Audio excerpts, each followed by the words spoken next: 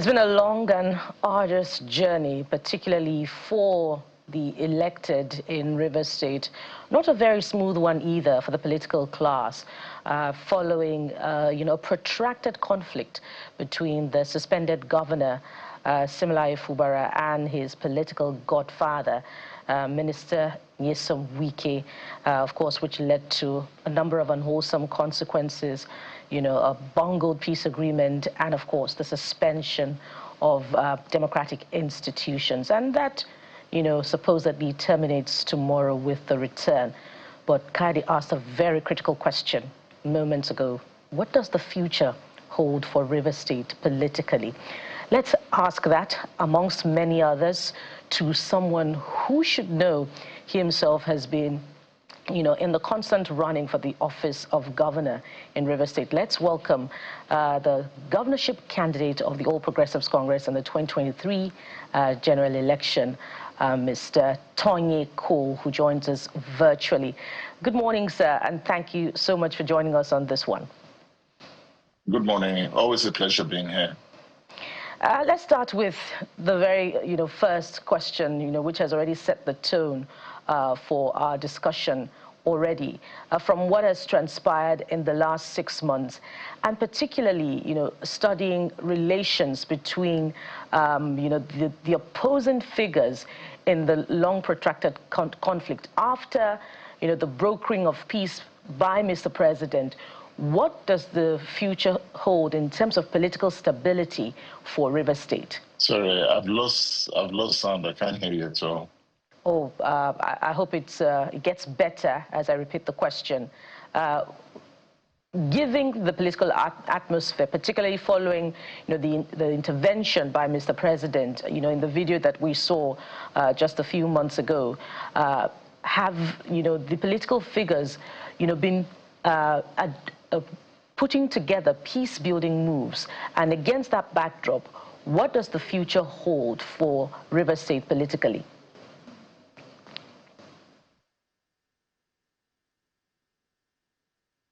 Mr. Cole. Mr. Cole, can you hear me? Okay. Oh dear.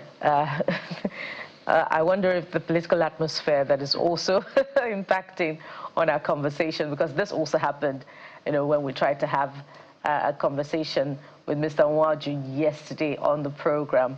We didn't quite anchor our conversation with Mr. Nwaju, but we hope that it will be better this time around.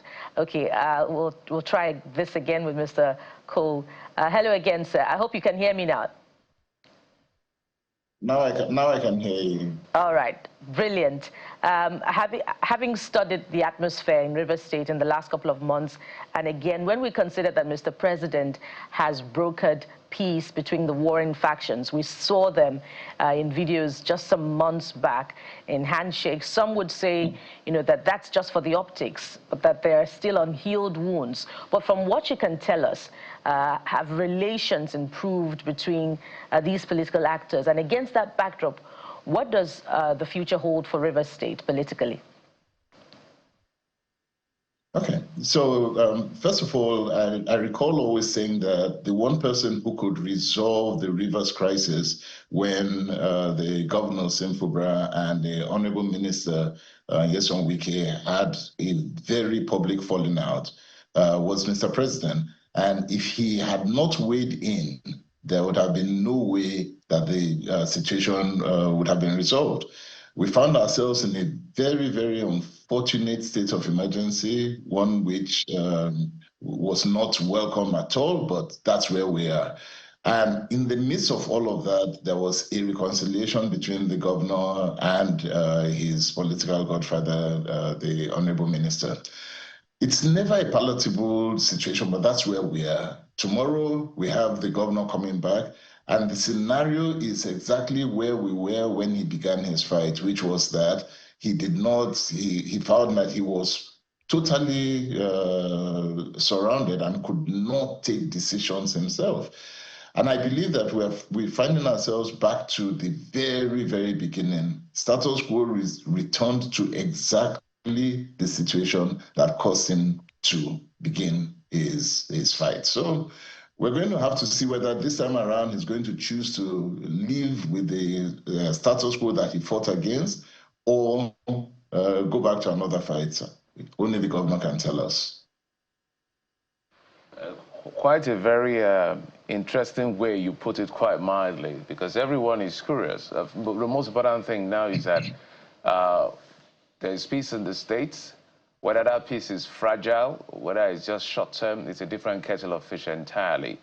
But you have access to all of this, gentlemen. Now, it is clear what has played out, that the governor has now been encircled. Politically speaking, it would appear to look like coming into a lame duck situation. That's what it looks like. I don't know how ingeniously he's going to walk around this, because he's the #1 citizen in the state, but he's flanked around by, you know, quote unquote, political hostility that have now reconciled. If you were to speak to him, what will you be telling him? You know, it's extremely difficult, and I think the governor will be finding himself in a very difficult situation. First of all, the way politics has played out in Nigeria, almost every situation is a governor in leaving office looks for somebody who he believes can continue whatever agenda they had moving forward. But time and time again, we find out that where the new governor or whoever has come in as governor is left alone to kind of run his administration, then things kind of progress. Where you then see that that doesn't happen, almost always we have ended up in this whole godfather, godson fight. And it's never been good for democracy. Everywhere that fight has occurred, the people have tended to suffer a lot more. My prayer is that as we come back, because we don't know what we're going to see starting from tomorrow, the one thing that we are sure about is that the governor is not in a position to make any decision. So to your question, what I would do if I were him would be to now sit down with the honorable minister and appeal for some leeway to allow certain decisions to be taken by me as governor and others to be taken by him, whatever peace agreement they had. The truth is that we do not know the details of that peace agreement, so I cannot tell the extent or the limit of the powers that he has now. You know, listening to some of the terms you used, I just wonder if we're making a big mockery of democracy as it ought to be, because you would imagine that a governor who is elected would have powers that are backed constitutionally, right? That doesn't need appealing to carry out. But now if he has to appeal, sit down, look at the details of a peace accord, shouldn't we just say there is no point doing this if that is going to be the modus operandi? Because that is not what democracy is. You derive power from the people and then you're able to act. That's why they call executive governor, and even though we don't quite use that term. Anyway, so wouldn't this be making a mockery of democracy even further? Because I think we have done quite a job of work making a mockery of it. But this will be pushing it even further, Mr. Cole. You know, I've always said that what we're experiencing in Rivers State in itself has been something that I personally have not been happy about regarding what it portends for democracy. And I think Rivers State is finding itself right in the center of shaping and defining the boundaries of democracy. We need to reset our boundaries. And you cannot truly be in a situation where, as you've said, you have an elected governor of a state like Rivers State, which is a very, very critical and important state, not just for the people of Rivers State, but for Nigeria as a whole. And what you then see is that you have an elected governor that has zero power. I don't think it portends well at all. Now, my prayer is that all the actors of democracy, having taken a look at what we have seen in the last couple of years, maybe a year and a half, in Rivers State, will be able to sit down, have a rethink, and say, this cannot be good for us in the long run, because truly it cannot be. And then the governor coming in should have the leeway to do some of the things that his peace accord has agreed. But I don't know what that peace accord is. But yes, this is not an excellent example of democracy at all.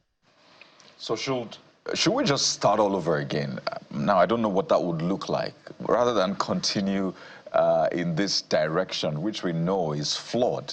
You can't build something on nothing, as they say. So shouldn't we just, I don't know if Mr. Fubara would say, you know what, I don't want to be a part of this anymore. This is making a mockery if we will go along with all of this. But is there any point just dragging this on? Because it doesn't make sense. You know, if he was going to, if he was going to resign and say, I'm not going to do this, he should have done that a long time ago. I think he's found himself in a very, very difficult situation, which he's agreed to, and there's nothing he can do about that anymore. As per whether we want to start democracy again and all of that, no, I think we just need to redesign some parts of our democracy. There are people who are very, very upset about what democracy is showing them. This is not what they expected in democracy, and we need to reset it. I believe 100% personally that we have to take a look at our presidential system of democracy and tweak it so that it works for us, because many parts of it are not working for us. You know, sir, whichever way you turn, the adjectives, you know, being used to describe Governor Sim Fubara are not looking good. You say he's a governor that has zero powers. Yesterday, Mr. Nwaju said he's been castrated politically. And on the front page of the Vanguard this morning, he's been described as a man returning conquered. So, you know, your party is responsible for clipping his wings. Some would say in cahoots, you know, with the opposition, which would be his political godfather, Sim Fubara. Do you feel responsible in any way, being a member of the All Progressives Congress yourself, and when you also consider the management of the party in Rivers State, which has a big question mark, and indeed concerns, again, being raised by the management of the expenditure of Rivers State resources under the leadership of sole administrator Ibas? Okay. So, you know, democracy has its good parts and it has its bad parts. And one of the good parts that democracy has is that you can have consenting and contending voices also within the same party. And one of the things that I've always said is that an opposition is extremely important if democracy is going to survive in Nigeria. As the APC leader in Rivers State, for me, I have consistently stood on the fact that there are aspects of this democracy that we must correct, especially here in Rivers State. For APC in Rivers State, we need to restructure. We need to come back onto the table and begin to restructure it in a way that it reflects what democracy is all about. And that is the mission that I'm on right now. It requires reconciliation. It means bringing in all the warring parties under the banner of the APC and saying to them that we have to do this right. Nigerians are watching us, and we are not giving them a very good example here in Rivers State of what democracy should be. And it is my responsibility at this point to begin to make those corrections visible for Nigerians to see that there is a proper way with which democracy and politics should be played. You know, one of the big arguments, and let's broaden it even beyond Rivers State, because when I look at the Rivers State situation, it's very confusing and it's exhausting. For those who are beneficiaries of it, of course, everything is beautiful. Those who are against it, but some of us, we just look at what the law says. And if the law says it as expressly, as literally, as implied as possible, it's fine. We see a lot of lacuna in the law that made people resort to a lot of self-help, which is not how democracy is built. I think we've commented on that for a long time, so that is as clear as crystal. But let's look at the broader picture of how, my colleague Kade used to say, maybe it's our brand and we're just fighting it. I do not know. Give an example. Nyesom Wike literally appealed to a lot of people to be able to get similarly Fubara into office. So nobody can take that away from him, to the extent of which he wants to railroad him or as alleged, or literally want to, I'm trying to look for a better word now, control the man who is on the seat, is what is causing this debate. And then people also say, oh, even Mr. Tonye Cole has some level of godfather over here, Rotimi Amechi. We can go from there to the politics of Lagos State. The president now, who is president, literally made a decision, played a very powerful, one of the most important role in making sure who becomes governor after him until he became president. That is the culture. And that leaves the people nowhere. The Constitution is very clear that Section 14 says sovereignty belongs to the people, not to the king, not to the president, not to the governor, not to the political class, not to the party, the people. It is where the government and its agencies derive power to do whatever it is they are doing. The question is, from where you sit as a politician and what you know as a politician, in all honesty, are the citizens losing grip of their own sovereignty into the hands of politicians? You know, and so this is something that we have seen over and over again, and citizens have to wake up to begin to hold us as politicians accountable for the actions that we take. If you don't do that, and if the citizens don't have a voice and their voice cannot be protected, then what you have is that everybody tends towards impunity. In other words, you can do exactly what you want and there is nobody controlling it. And this is something that politicians like myself are up against, because we stand against that kind of rhetoric. What we do not want to see is a Nigeria where we are not held accountable for anything. So I am one that, that believes in democracy for the sake that you are working for the people and the people hold you accountable for the actions that you take. That's where we must get to. So godfatherism in Nigerian politics is something that must end. But the only way it will end is that the people themselves who have gone to elect need to be able to stand up as well against it. And you have three arms of government. You have a judiciary, you have a legislative arm, and you have the executive arm. All three of them must be able to be held accountable for the actions that they take. Today, nobody is held accountable. And that's why you see what we see.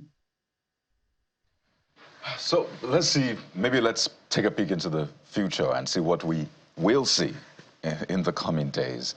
It's expected to hear that the president will make the announcement. Yes, we'll see how that plays out. But in terms of politics now, Mr. Tonye Cole, maybe you can help us get an understanding of what the political makeup in River State would look like now. We've always heard that, oh, this person is a political leader or the leader of this party in the state, this is a leader of another party. But it looks like there's just one leader of politics in River State, not just leader of PDP or APC, and that's the FCT minister. The way things are, we just saw the elections that were conducted. APC won majority, PDP won 2. The state assembly is majority PDP, people who had been said to have defected to the APC before, but PDP. The governor is in the PDP, but APC is saying, well, you can also join us. So who is first the leader of your party? Is it different from the FCT minister? Who is the leader of a PDP Absolutely. In the state? Is it the governor or the FCT minister? And is there an overall leader in the state now? I love it. So River State has been a scene of political confusion over the last 2 years. We've talked about this over and over and over again. So let's just put it in as clear terms as we can. Rotimi Amechi used to be the leader of APC in River State. He has moved to ADC, and that removes him out of the equation as far as these parties are concerned. APC has a legally recognized structure, and that structure, I ran twice under that particular structure, APC structure, and I'm the leader of APC in River State today. The Honorable Minister is a PDP card-carrying member, and he is serving in the APC government, which is very okay. That is the prerogative of the president, and nobody is going to argue about the president's prerogative to appoint anyone.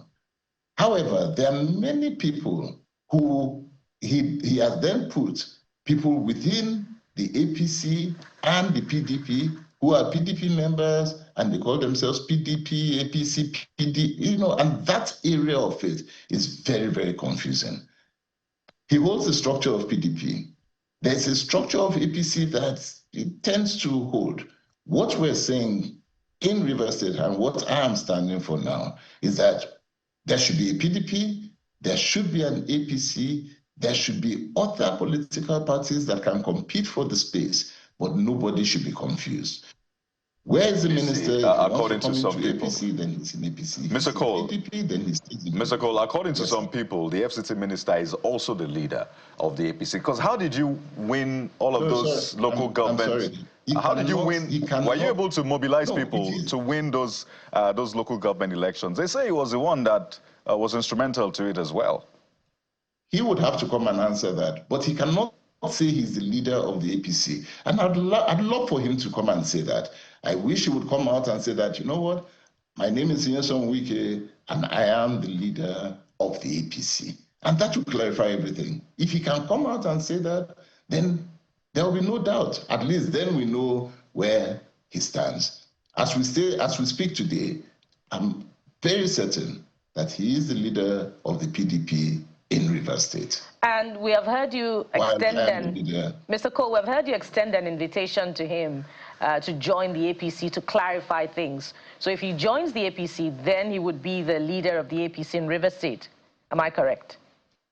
If he joins the APC today, he is a serving minister in the government. And the way the structure works is that as a serving minister in the government, in APC, then he becomes the leader of the party. And that will be clear. There will be no contention.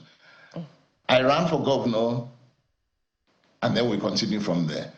But where he is a serving minister in PDP, he cannot be the leader of the APC in Rivers State. And you have made open your decision to run for governor again in 2027. But we also know that Mr. Nyesom Wike has been categorical in his intention to support the re-election of Mr. President. So would you be working together for your own governorship ambition and, of course, to ensure the re-election of Mr. President? You know, the post of a president at the end of the day means that every single person under the banner of that party works to elect the president. And so as the leader of APC, everyone who comes will work with me to elect the president of Nigeria come 2027. And that's the way it is. So he will be the one working with me. So let's talk about the tenure of the man that is not recognized in our laws, Ibakate Ibas, as sole administrator in the last 6 months, I should say. Some people are calling for a probe and all of that. Would that be necessary, or do you think it's a good call? You know, I think where Rivers State is now, we really have to move forward. We start with a probe, that's the end of this administration. Before you get to the end of it, it's all done. I don't know what was done. I don't know how it was done. But I think this particular administration needs to heal and it needs to move forward. Right now, we have elections that are coming up within the next 2 years. There are many things that have to happen. We've had a governor that has not been, since the day he was elected till today, has hardly done any form of governance. And the people need to see something from him. Come tomorrow, he does not have a lot of time. So allow him to do whatever he can do within the next 6 months before politics kicks in. So if he wants to spend his time probing the last administration, well, maybe that's what he wants to do. All right, let's get this one through just as a bonus before we wrap up. Some would describe you as the gentleman of Rivers politics, untouched by the volatility in the state. But you are in the race again for 2027.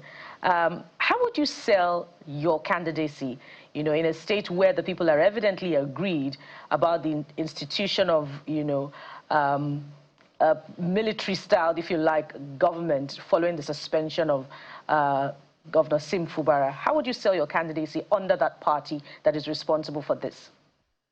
The beautiful thing is that you can always look back at antecedents, look at history, and look at experience. And one of the things that we can take a look at River State, and I love this, is when we compare River State to Lagos. We do this a lot. There was a time when River State and Lagos were at par. And today you take a look at them and you know that there is a huge difference. And then you ask yourself why. And when you boil down to it, you see that it has to do with politics and governance. We have not been governed well. And as a result of that, we've had politics that has, instead of moving us forward, taken us backwards. And all of that has to end. And when you take a look at that, it's because of the character of the people that we have had in government over this last couple of years.